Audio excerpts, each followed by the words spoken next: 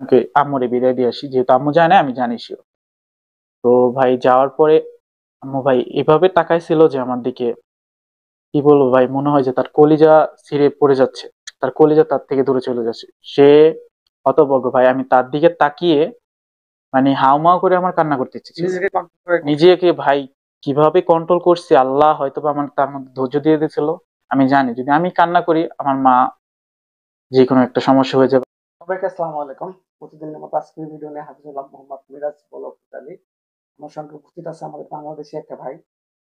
ভাই আসলে ওনার 2025 সালে ছিলেন আরকি। নতুন নিয়মে করেছে এবং সে লিবিয়া থেকে ইতালি কিভাবে আসলো এবং বাংলাদেশ থেকে কোন, কোন দেশ অবলম্বন করে আসছে, ইতালিতে আসছে, সম্পূর্ণ বিস্তারিত এই ভিডিওর মধ্যে আপনারা জানতে পারবেন। এবং যারা বর্তমানে লিবিয়াতে আছেন তাদের অনেক উপকার হবে। আর যারা আসতে চাচ্ছেন এবং আশা ভালো কি মন্দ এগুলো সম্পূর্ণ এই ভিডিওর মধ্যে জানতে পারবেন।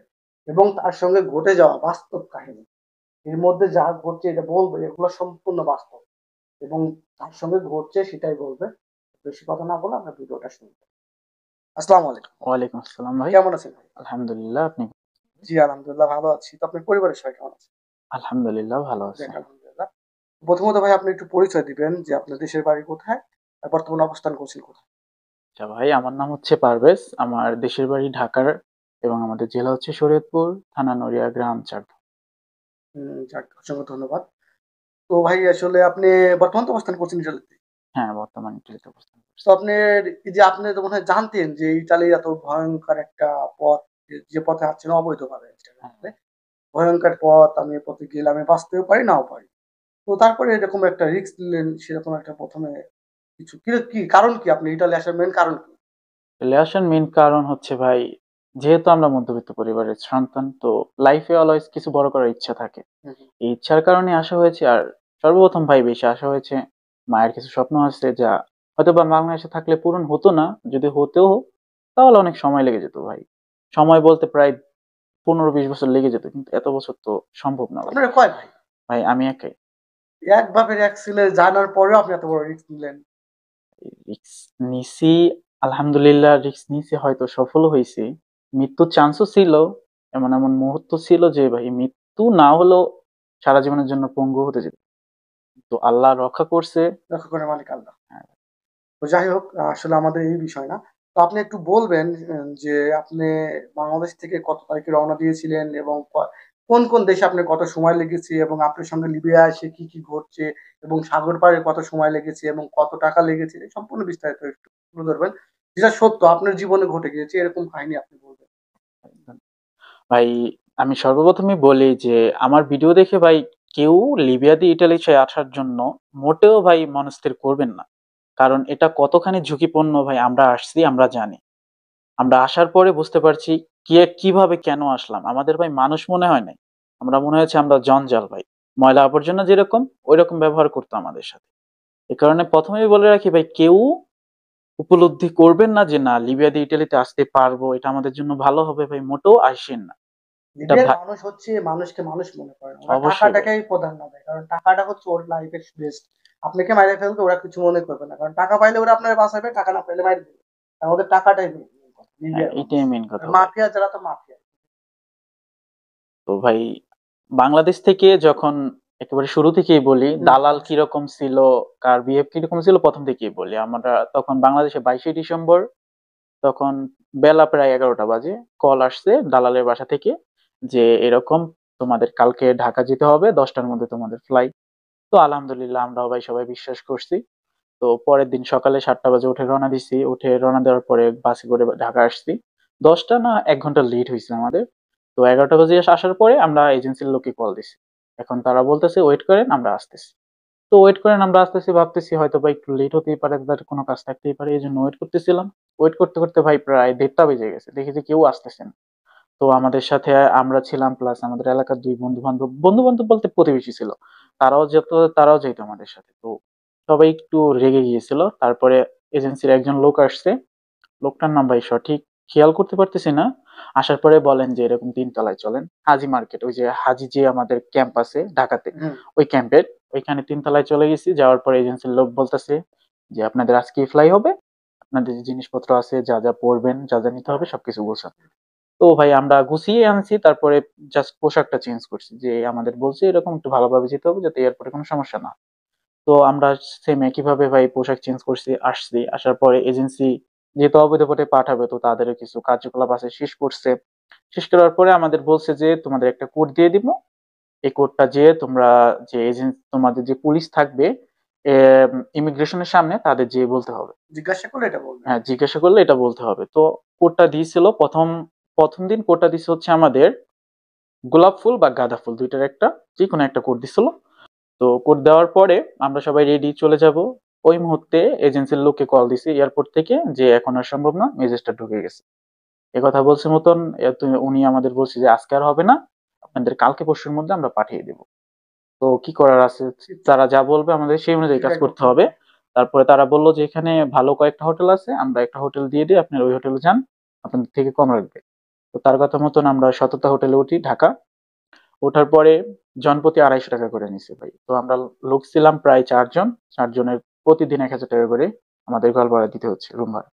খাবার দাবার সব নিজেদের মধ্যে, যেহেতু অস্থায়ী হোটেল, খাবার দাবার দিবে না। অবশ্যই। তো তারা বলছে পরের দিন করবে, পরের দিন গেছি, ঠিক একইভাবে কয় আজকে সম্ভব না, আজকে লাইন ক্লিয়ার নাই। এভাবে 3 দিন ঘোরানো হয়ে গেছে আমাদের। একদিন না, 2 দিন না, 3 দিন ঘোরানো হয়ে গেছে। তো ভাই এতগুলো টাকা যায়, প্রতিদিন 1000 টাকা করে যাচ্ছে, আলাদা খাবার খরচ যাচ্ছে, তো এত টাকা তো ভাই দেওয়া সম্ভব না। এই কারণে আমরা চতুর্থ দিনের মাথায় সবাই এটা ডিসাইড করি যে আমরা দেশে চলে যাব, আমরা লিবিয়া দিয়ে ইটালি যাব না। তো রেগে এজেন্সির লোকের কাছে যাই, যাওয়ার পরে বল যে না, আজকেই পাঠিয়ে দিব। বলার সাথে সাথে ভাই আমাদের বলছে যে তোমাদের সবকিছু কমপ্লিট হয়ে গেছে, তোমাদের বুকিং পাস, বোর্ডিং পাসও আমাদের দিয়ে দিয়েছে। দিয়ে দেওয়ার পরে তারপরে বলল যে তোমাদের কোড হচ্ছে আজকে বড়দিন। কেন বড়দিন দিচ্ছিল, কারণ আমরা 26 তারিখে বাংলাদেশ ছাড়ছি, 26শে ডিসেম্বর, আর 27 তারিখ হচ্ছে বড়দিন। এই কারণে আমাদের কোড দিয়েছিল বড়দিন। তো দেওয়ার পরে ভাই আমরা সেই অনুযায়ী এয়ারপোর্টে গেছি। কিন্তু এখানে একটা দুঃখজনক ব্যাপার কি ঘটে গেছে, যে ভাই বাংলাদেশের শেষ খাবারটা আমরা খেয়ে আসতে পারি। কি বলবো ভাই, ভাগ্য অনেক নসিব আর কি। নসিবে ভাই। কারণ যখন আমাদের 1টা বাজে, তখন আমার আম্মু বলছিল যে ল আমরা খেয়ে যাই। তো হুম, আমার সাথে আরেক কাকা ছিল, কয় বললো যে এখন খাওয়া লাগবে না, আমরা এজেন্সির কাছে যাই আগে, তারপরে এসে খাবার খাবো। এজেন্সিতে যাওয়ার সাথে সাথে আমাদের এয়ারপোর্টে পাঠিয়ে দিছে। আর বাংলাদেশের শেষ খাবারটা খেয়ে আসা হয়নি। তো ভাই এটার জন্য অনেক কষ্ট তো লাগছে, বাংলাদেশের শেষ খাবারটাও খেয়ে আসতে পারলাম না। আবার কবে খাই, আল্লাহ নিবে কিনা তাও জানি না। আল্লাহ ভরসা ইনশাআল্লাহ, যেখানে ইনশাআল্লাহ। আছেন হয়তো দেরি তারপরে হতে ভাই চাইতে পারে। ঢুকছি, ঢোকার পরে আম্মুকে তো আর আসতে দিবে না আমার সাথে ভাই। তো আম্মু গেটের সামনেই ছিল। ঢুকছি, ঢোকার পরে ভাই, যেহেতু আমি একমার এক ছেলে, আমি জানি অবশ্যই। আমার আম্মু যায়নি ভাই। তো আমি প্রায় 5 মিনিট এক জায়গায় বসেছিলাম, তারা বসতে বলছিল। ওই সোনালী ব্যাংক আছে ওইখানে একটা কাউন্টার থেকে, ওই কাউন্টারের নিচে আমাদের বসতে বলছিল। বসছি, বসার 5 মিনিট পরে আমি আম্মুরে বিদায় দিয়ে আসি, যেহেতু আম্মু যায় না, আমি জানি sure।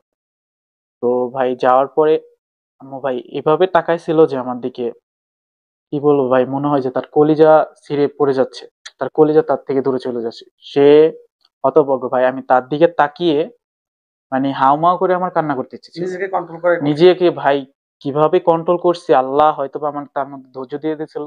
আমি জানি যদি আমি কান্না করি, আমার মা যে কোনো একটা সমস্যা হয়ে যাবে। আমার মা এইভাবে ভাই হাই প্রেশারের রোগী, তিনি প্রতিদিন একটা করে মেডিসিন খেতে হবে, না হলে তার হাই প্রেশার বেড়ে যাবে। তো দেখে ভাই মনের মধ্যে দুঃখ চেপে রেখে মাকে হাত দেখে হাসি মুখে বলছি যে মা আমি চলে যাব, আমার আর দেখতে পারবেন না এখানে, আপনি চলে যান। তো মা তখনও যায়নি, আমি আসে পড়ছি। আসে পড়ার পরে মাকে কল দিছি, কল দেওয়ার পরে মা কান্না করতেছিল ভাই। পৃথিবীতে ভাই একমাত্র যদি স্বার্থবিহীন ভালোবাসে সেটা হচ্ছে পিতা আর মাতা। এটা হ্যাঁ ভাই। বলতে হবে না। আর এটা হচ্ছে আমরা সবাই জানি। অনেকে জানে বাপ মাকে কষ্ট দেয় না। আসলে বাপ মাকে কষ্ট দেওয়া মোটেই ঠিক না। মোটেও ঠিক না ভাই। পৃথিবীতে হচ্ছে একমাত্র আপনার যার দোয়া সর্বোচ্চ কবুল হয় সেটা হচ্ছে বাপ আর মার দোয়া। তো সবাই বাপ মাকে ভালোবাসবেন। আর বাপ মা কি জিনিস যারা আছে তারা হয়তো বোঝে না, যারা নেই তারা ভাই যা সত্যি বলতে, দেশে থাকতে আমিও বাবা মাকে কষ্ট দিছি। আমিও যে অত ভালো ছেলে তা বলবো না। তারা কিছু বললে রেগে কথা বলছি, এটা করবো না, ওইটা করবো না, আপনি কেন বলেন, আমার লাইফ আমি বুঝবো, অনেক ভাবে কষ্ট দিছি ভাই। এখন বিদেশ আসছি তো তাদের ভাই কষ্টটা বুঝতে পারতেছি, প্লাস তাদের যে একটা কমতি ভাই, এখন বুঝতে পারতেছি যে বাবা মা পাশে থাকলে কি আর না না থাকলে কি। থাকলে যে ভাই দেশে থাকতে নিজের কাজ নিজে করতাম না, বিছানা গুছাইতাম না, প্লেট ধোয়া তো দূরের কথা ভাই, যেভাবে কি ওইভাবে আসতে পারতাম। আর এখানে এসে তো ভাই পরেই বলি, এইটা যেহেতু পরের সেকশন, পরেই বলি। তো ভাই কি হয়েছে, আম্মুরে বিদায় দিছি, বিদায় দেওয়ার পরে কল দিয়ে আম্মু কাঁদতেছিল, কিন্তু মানে এভাবে কান্না করছে যাতে আমি বুঝতে না পারি, কিন্তু ভাই আমি বুঝতে পারছি যে মা কাঁদতেছে। পরে আমি কাকারে বলছি যে কাকার কাছে কল দেন। পরে কাকার কাছে ফোন দেওয়ার পরে কাকা বলতেছে আমি যে কাকা আম্মুকে সাবধানে নিয়ে যাইন, আর টেনশন করেন না, আমরা আলহামদুলিল্লাহ সাবধানেই যাব। তো এই কথা বলার পরে আম্মু চলে গেছে। এখান থেকে শুরু হয়েছে, মানে যেহেতু আমরা ভাই অবৈধ পথে যাবে, আমাদের পাঠানোর জন্য হন্তদন্ত শুরু হয়ে গেছে। এজেন্সির লোক কল দিছে, কল দিয়ে বলে যে তোমরা যেখানে বসে আছো সোজা যাবে, যাওয়ার পরে তোমাদের বোর্ডিং পাসের মধ্যে ওকে লেখায় আনবে, আর $500 যে দিয়ে দিছি তোমাদের, ওই $500 শো করতে হবে। তো আমরা তো ভাই প্রথম ওকে কোথা থেকে লেখাবো বুঝতেছিলাম না।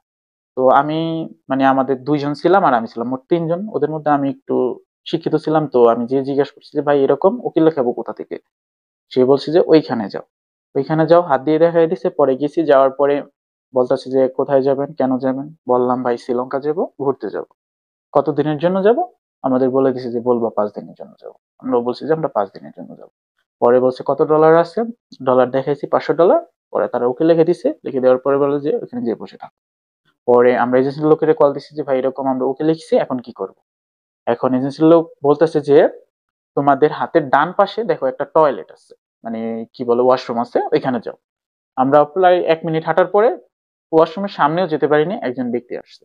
আসার পরে আমাদের 3 জনের ছবি দেখাচ্ছে। ওই ছবি তাদের কাছে আগে থেকেই ছিল। ছবি দেখাচ্ছে যে এই 3 জন তোমরা, আমরা বলছি যে হ্যাঁ। এই কথা বলছি মতন কয় আমার সাথে আসো। তার সাথে গেলাম, যাওয়ার পরে সে বলতেছে একটু ওয়েট করো, ওইখানে দেখছো একজন পুলিশ আছে, ওই পুলিশের কাছে যেয়ে তোমাদের যে কোডটা বলতে বলছে এই কোডটা বলবা।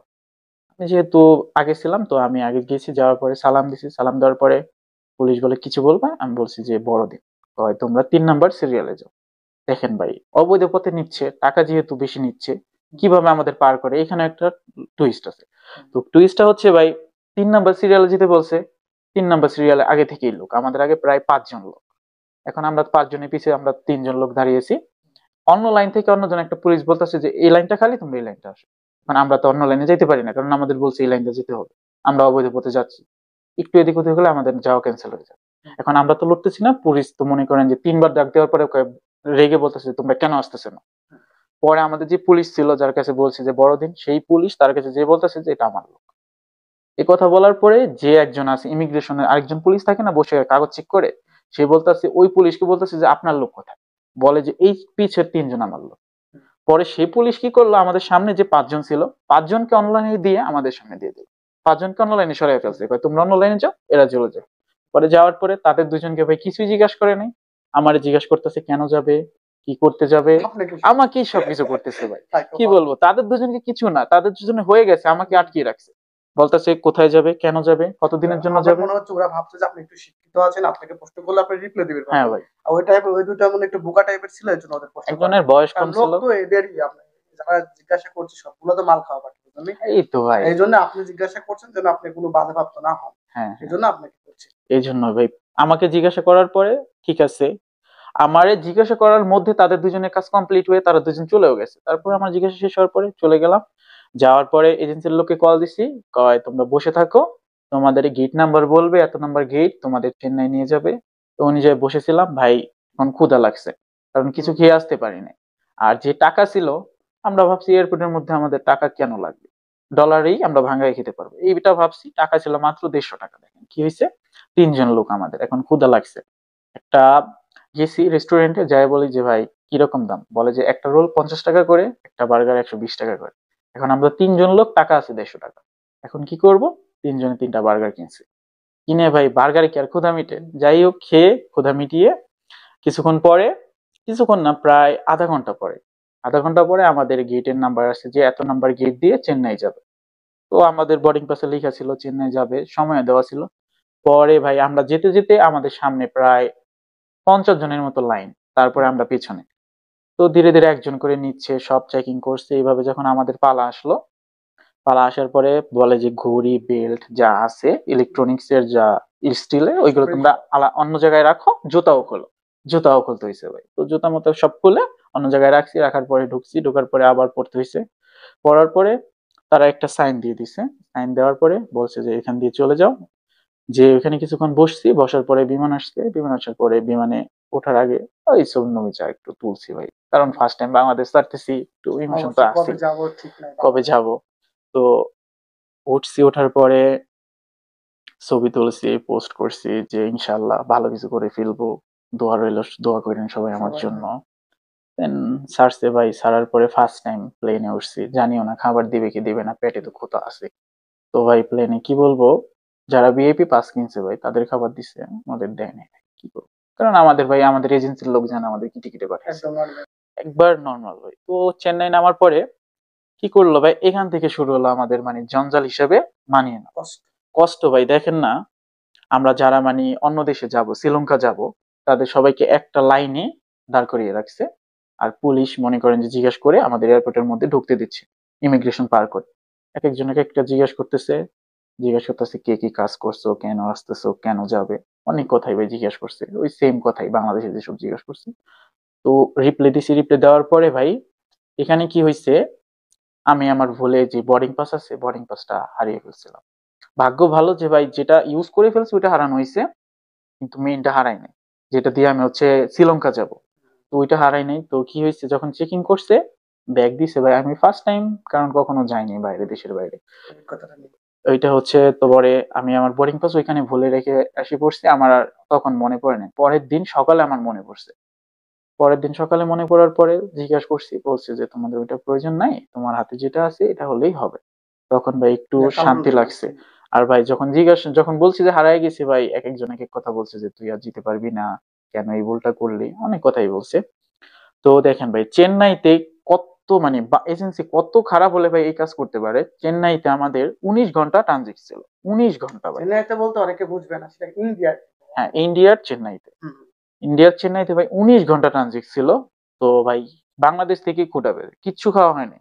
এখন ভাই ফার্স্ট টাইম কিছু ডলার নিয়ে গেছি, এটা নিয়ে যেতে বলছে আমাদের দালাল যে কিছু ডলার নিয়ে যাও, খাওয়ার তোমাদের জন্য। কাজে লাগবে। এখন ভাই যদি চেন্নাইতে সব ভেঙে ফেলি, তাহলে অন্যান্য কান্ট্রিতে কি করব, এই ভয়ে কেউ আর ডলার ভাঙানি।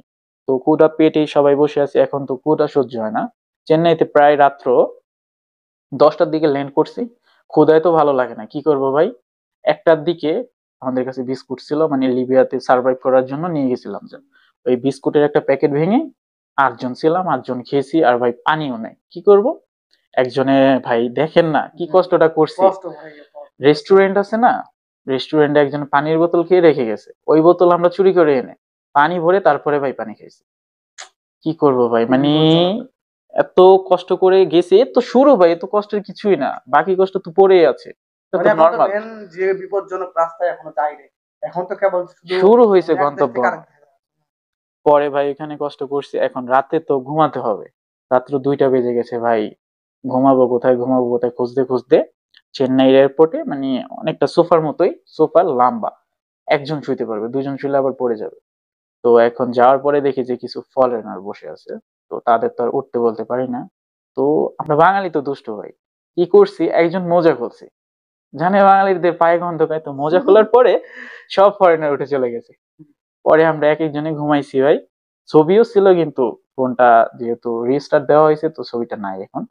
তো ওইখানে ঘুমানোর পরে সারাদিন ভাই কিছু খাই নাই, কিচ্ছু খাওয়া হয় নাই। রাতে তো শুধু বিস্কুট খেয়েছি, সারাদিন কিছু খাওয়া হয় নাই, জাস্ট পানি খেয়েছি। আর টাকা যে ভাঙবো ভাই সাহস পাই নাই, কারণ কখন কোথায় লেগে যায় বিপদ ভাই, কিভাবে বলা যায় বলবো, না। জানি না। তো তারপরে ভাই 19 ঘন্টা শেষ হওয়ার পরে আমাদের বলছে যে এত নাম্বার গেট দিয়ে যাবে, সেম একইভাবে গেছি। যাওয়ার পরে ভাই ওইখানেও দেখি যে গরিব ধনীর মধ্যে ব্যবধান করে রাখছে। যারা হচ্ছে আপনার ভিআইপি বোর্ডিং পাস নিছে তাদের জন্য আলাদা গেট, যারা একটু নর্মাল নিছে তাদের জন্য আলাদা গেট। তো যারা ভিআইপি ভাই তাদের প্রথমেই প্লেনে উঠানো হয়েছে, আর আমাদের ভাই সিরিয়ালের মধ্যে থাকে। সিরিয়াল মানে শুরু হয়েছে তো শেষ শেষ হয়নি, আসলে এখান থেকে পথটাই সিরিয়াল ভাই শুরু। বিপজ্জনক। যে পথে হাঁটছেন এই পথে তো জানি শুনে যে বিপজ্জনক। জানেন কোনো নিরাপত্তা নেই। আর আপনি হ্যাঁ দামও ভাই, পাবেন, সম্মানও পাবেন না। অবশ্যই ভাই, সম্মান তো ভাই কিচ্ছুই নেই। খাওয়ার কিচ্ছুই নেই, কষ্ট, সব দিক দিয়েই কষ্ট। সব কষ্ট ভাই এখন। তো যাই হোক, কষ্ট নিয়ে উঠছি, প্লেনে উঠার পরে ওইটা ছাড়ছে, প্রায় আমাদের 4 ঘন্টা জার্নি ছিল, যেহেতু শ্রীলঙ্কা যাব, 4 ঘন্টা জার্নি। তো ভাই তখন আমার জানলার পাশে সিট ছিল, তো মোটামুটি ভালো এনজয় করছি। মেঘ দেখছি ফার্স্ট টাইম, ভিডিও আছে, সবই আছে, হুম। আলাদা একটা ফিলিংস হয়েছে। তো যখন শ্রীলঙ্কা নামছি, নামার পরে আমাদের এজেন্সির যে লোক ছিল সে বলছে যে শ্রীলঙ্কা নামার পরে আমাদের কল দেবে, আমরা বলবো তোমরা কি করবে। তো নামার পরে যেহেতু চেন্নাই, তো বলতে তো ভুলেই গেছি, এটা আমার চেন্নাইতে কি কষ্ট হচ্ছে আরেকটা ভাই। ফার্স্ট টাইম দেশের বাইরে গেছি, চেন্নাইতে নামার পরে বাসায় যে কল দিব, এখন তো ভাই চেন্নাইতে কোনো ওয়াইফাই আমরা পাচ্ছি না যে কানেক্ট করবো। এখন কি করব, ওয়াইফাই পাচ্ছি না। তো ভাই আমি একটু মোবাইল সম্বন্ধে জানতাম। তো কি করলাম, চলে গেলাম ওয়াইফাই সেকশনে। যাওয়ার পরে দেখি যে অনেকের হটস্পট অন আছে। এখন যে জিজ্ঞাসা করবো ওই সাহসটা হচ্ছে না, কারণ তখন বাংলাদেশ, ইন্ডিয়া আর বাংলাদেশের মধ্যে এইভাবে একটা ঝামেলা ছিল ওই। তো এই কারণে জিজ্ঞেস করতে সাহস পাই নাই। তো ভাই বিশ্বাস করবেন না, মিনিমাম আমি 80 থেকে 90টা ডিভাইস ট্রাই করছি কানেক্ট করার জন্য। কানেক্ট করার জন্য। হটস্পট একটা কানেক্ট করে পাসওয়ার্ড দিই 1 থেকে 8 পর্যন্ত, 8টা 8 দিই, 8টা 0 দিই, হুম। একটু কানেক্ট একটা হয়। যদি লাগে, হ্যাঁ। হ্যাঁ, যদি একটা লাগে, এভাবে মনে করেন 10টা ট্রাই পরে একটা লাগছে। লাগার পরে একটু বাসায় কল দিছি, কল দেওয়া কথা বলা 2 মিনিটও কথা বলতে পারিনি ভাই, সাথে সাথে ব্লক করে দিছি। এইভাবে কষ্ট করেই কথা বলতে হয়েছে। তো ঠিকভাবে কথা বলতে পারি নাই, ভয়েস দিয়ে রাখছি বাস, যে মা এরকম আমরা চেন্নাই পৌঁছে গেছি, টেনশন করেন না, এখানে ওয়াইফাই নাই, ওয়াইফাই পেলে যোগাযোগ করবো। এভাবে ভয়েস দিয়ে রাখছি, আর অন্যভাবে কথা বলতে পারি নাই। তারপরে শ্রীলঙ্কা নামার পরে সর্বপ্রথমে ভাই ওয়াইফাই খুঁজছি, কারণ চেন্নাইতে যা সমস্যা হয়েছে আমি জানি না শ্রীলঙ্কায় এই সমস্যা হোক। তো একজন অফিসার ছিল, যখন আমি মোবাইলটা দিয়ে বলছি যে how to I connect wifi, তখন সে বললো যে তুমি এখানে যেয়ে সিঙ্গিং করো তাহলেই হবে। তো ঠিকই ভাই এখানে সিঙ্গিং দিছি, মতন ওয়াইফাই কানেক্ট হয়েছে। কানেক্ট হওয়ার পর সাথে সাথে এজেন্সির লোককে কল দিছি, তখন সে কল ধরে নাই। ওই দিন বাংলাদেশে ছিল শুক্রবার, কল ধরে নাই, সে নামাজ পড়তে চলে গেছে। তো এখানে 20 মিনিট পরে নামাজ পড়া শেষ হয়েছে মতন, কল দিতেই তো আছে আমরা ভাই, তখন তো আমাদের দিন, মাস, মাথায়। বছর এগুলো সব জায়গায় যায়। হ্যাঁ, আমাদের এখানে শুক্রবার, ইটালিতেও শুক্রবার, শুক্রবার সব জায়গায় আরকি। সব জায়গায়, সব দেশে একই দিন। কিন্তু টাইমের একটু ব্যবধান। টাইমটা একটু ভিন্ন। তো তারপরে 20 মিনিট পরে কল ধরছে, ধরার পর বলছে যে আমরা এরকম পৌঁছে গেছি। পরে বলছে যে তোমাদের 3 জনের ছবি তুলে আমাদের দাও। তো একজন শ্রীলঙ্কান ছিল, আমি একটু কথা বলতে পারতাম যেহেতু, তো আমি তাকে বলছি যে আমাদের একটা ছবি তুলে দেন। সেই ছবি তুলে দিয়ে আমরা পাঠিয়ে দিয়েছি। দেওয়ার পরে আমার এজেন্সির যে মেইন লোক আছে সে বলতেছে যে তোমার কাছে 250, 225 টাকা, $25 করে 3 জনের টাকা একসাথে রাখো, আর তোমাদের একটা পিক দিচ্ছি, ওই পিকের সামনে যাও। এখানে লেখা ছিল অ্যারাইভাল টু শ্রীলঙ্কা, এরকম ছিল অ্যারাইভাল। তো অ্যারাইভাল কোথায় আমরা তো জানি না, যে আমাদের ছবি তুলে দিয়েছে তাকে জিজ্ঞাসা করছি যে ভাই এই লোকেশন কোথায়, সেও বলতে পারতেছে না যে কোথায়। ভাই এই সোজা যেয়ে দেখেন, হতে হতে পারে। তো আমরাও তার কথা অনুযায়ী আস্তে আস্তে হাঁটতে হাঁটতে দেখি যে না, সত্যি ওইটা ওই সোজাই আমাদের অ্যারাইভাল লেখা আছে। এখন লেখা আছে কোথায় যেতে হবে তা আমাদের বলে দেয় না। তো আমাদের দেখে, আমাদের যে ছবি তুলে নিছিল সে তার লোকের কাছে ছবি দিয়ে দিছে, শ্রীলঙ্কান যে লোক আছে। তো আমাদের দেখে একজন অফিসার আমাদের এভাবে হাত দিয়ে ইশারা করে ডাক দিয়ে কয়, এদিকে আসো। মানে ইংরেজিতে বলছে ভাই, আমি বাংলায় বলতেছি জাস্ট। বলতেছে এদিকে আসো। পরে আমি গেছি, যাওয়ার পরে ছবি দেখাইছে, বলে যে এই 3 জন তোমরা? হ্যাঁ। পরে বলছে তোমাদের পাসপোর্ট দাও। টাকার কথা বলে নাই, কিন্তু আমাদের বলছে যে টাকা দিয়ে দিতে। তো আমি কি করছি, টাকা যে ঢেকে দিব ভাই আমি তো বুঝি নাই। আমি টাকা উপরে দিয়ে পাসপোর্ট নিচে দিছি। তো এই জন্য অফিসার একটু রাগ হয়েছে যে টাকা ভিতরে দিয়ে তারপরে হচ্ছে তোমার পাসপোর্ট দিতে হতো। তো আমি তো বুঝিনি। তো দেওয়ার পরে তারা ওইখানে একজনের নামে হচ্ছে আপনার বাসা বুক করছে। আমরা 3 জন লোক, বাসা বুক করছে একজনের নামে। এখন ভাই এটা কি নিয়ম আমি সঠিক জানি না, কিন্তু আমার মনে আছে একজনের নামে, আমার নামে বুক করছে।